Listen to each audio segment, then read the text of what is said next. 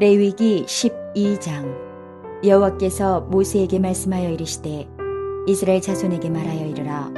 여인이 임신하여 남자를 낳으면 그는 이레 동안 부정하리니 곧 월경할 때와 같이 부정할 것이며 8째 날에는 그 아이의 포피를 뵐 것이요 그 여인은 아직도 33일을 지내야 사녀리 깨끗하리니 정결하게 되는 기한이 차기 전에는 성물을 만지지도 말며 성소에 들어가지도 말 것이며 여자를 낳으면 그는 2일 동안 부정하리니 월경할 때와 같을 것이며 사녀리 깨끗하게 되면 66일을 지내야 하리라.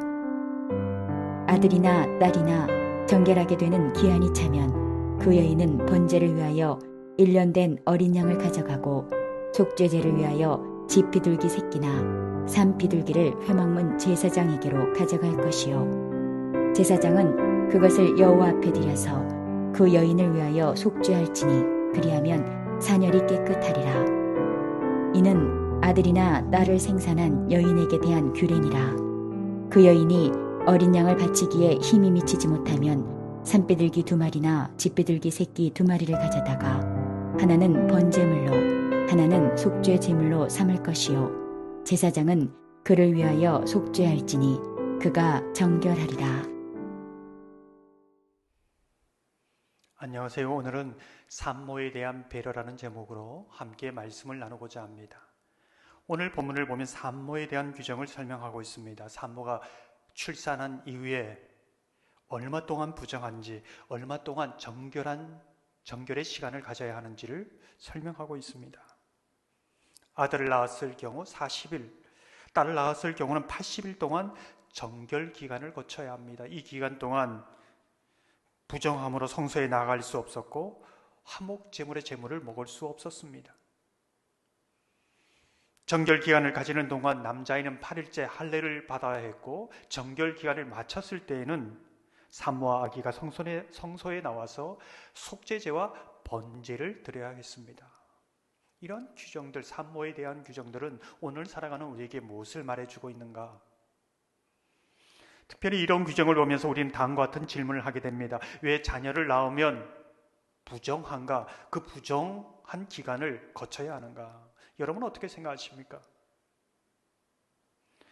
당신은 자녀를 낳는 것을 굉장한 복으로 생각했습니다. 자녀를 낳지 못하는 것이 저주로 생각한 것이지요. 그러기에 자녀를 낳는 것 자체를 부정으로 보지 않습니다. 창세기 49장 25절을 보면 이렇게 말씀합니다. 그가 내게 복을 주실 것이라. 위로 하늘의 복과 아래로 깊은 샘의 복과 젖먹이는 복과 태의 복이로다. 그런데 왜 부정하다고 했을까? 산모가 자녀를 낳으면 이로 인해서 생기는 출혈과 분비물이 생깁니다. 그것으로 인해서 다른 사람과 접촉할 때 산모가 감염될 우려가 있는 것이지요. 산모, 정말 연약한 그 산모에 대한 배려입니다. 뿐만 아니라 이러한 정결기간은 당시 여성은 사회적 약자입니다. 자녀를 낳았을 경우 충분히 몸을 회복할 수 있는 기간을 가질 수 없는 것이지요. 그러나 규정으로 이렇게 하면서 보장받는 것입니다. 하나님의 배려이지요. 우리가 눈여겨볼 대목은 모든 회복의 기간이 지난 이후 왜 속죄제, 번제를 드려야 한다 하는가?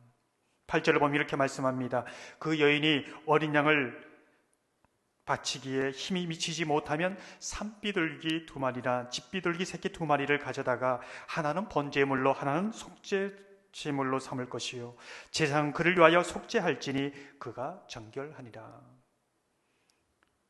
번제나 속죄제물이 남자나 여자나 동일하지요. 무슨 뜻일까요? 하나님께서 주신 생명은 남자이든 여자이든 동일하게 귀한 생명이라는 것입니다. 속죄제는 자녀를 낳는 죽음의 고통에서 산모를 건져주신 하나님께 감사함으로 드리는 제사입니다. 뿐만 아니라 태어난 자녀도 하나님의 속죄의 은총 아래 살아갈 존재임을 고백하는 것이지요.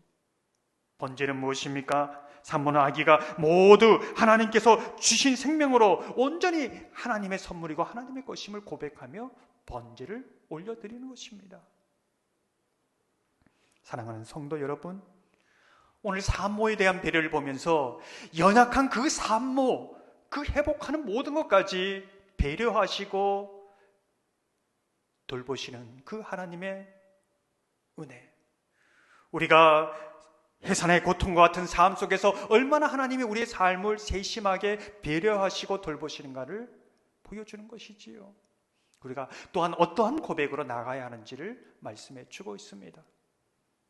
오늘도 연약한 자를 돌보시고 배려하시는 그런 은혜를 기억하며 승리하는 복된 삶이 되시기를 주님의 이름으로 축원합니다.